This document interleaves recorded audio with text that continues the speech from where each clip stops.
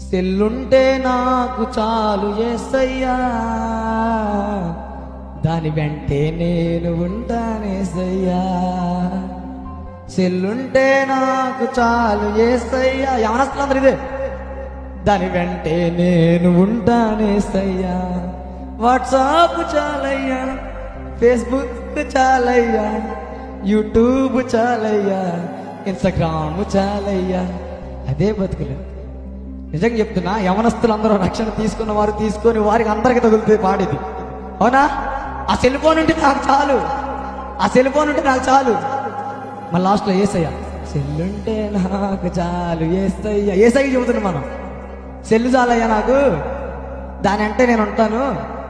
దాంట్లో ఉన్న వాట్సాప్ కావాలి, ఫేస్బుక్ కావాలి, ఇన్స్టాగ్రామ్ కావాలి, యూట్యూబ్ కావాలి, ఇంకా ఎక్సెట్రా యాప్స్ అన్నీ కూడా కావాలంట, అవునా?